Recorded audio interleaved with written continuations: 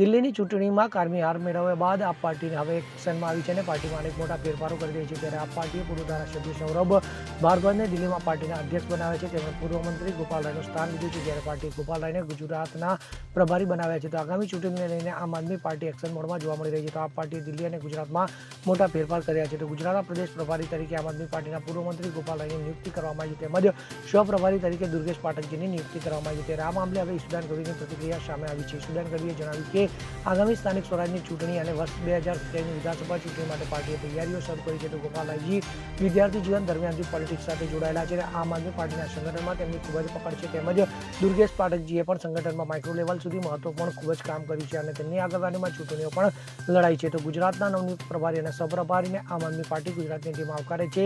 તો નવનિયુક્ત બાદ ગુજરાતના આમ આદમી પાર્ટીના કાર્યકર્તાઓમાં નવી ઉર્જાનો સંચાર થવાનું પણ તેમણે જણાવ્યું હતું। જે રીતે ગુજરાતમાં પ્રભારી તરીકે ગોપાલ રાયજીને નિયુક્ત કરી છે અને સહપ્રભારી તરીકે દુર્ગેશ પાઠકજીને નિયુક્ત કર્યા છે, ગુજરાતના આમ આદમી પાર્ટીના કાર્યકર્તાઓમાં એક ખુશીની લહેર છે। અમે સૌ એમને સહર્ષ સ્વીકારીએ છીએ। સ્વાભાવિક છે કે ગોપાલ રાયજી પોતે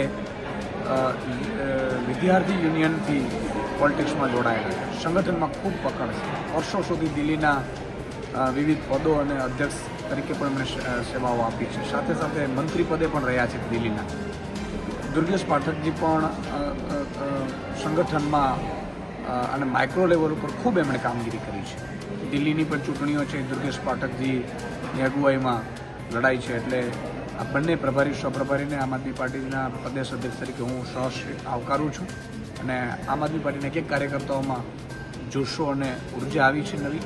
અને હવે આગામી સ્થાનિક સ્વરાજ્યની ચૂંટણીઓને 2027ની તૈયારીથી અત્યારથી આમ આદમી પાર્ટી લાગશે। Bureau report CN24 news. હવે જુઓ દેશ દુનિયાની તમામ ખબરો તમારી આંગળીના ટેરવે।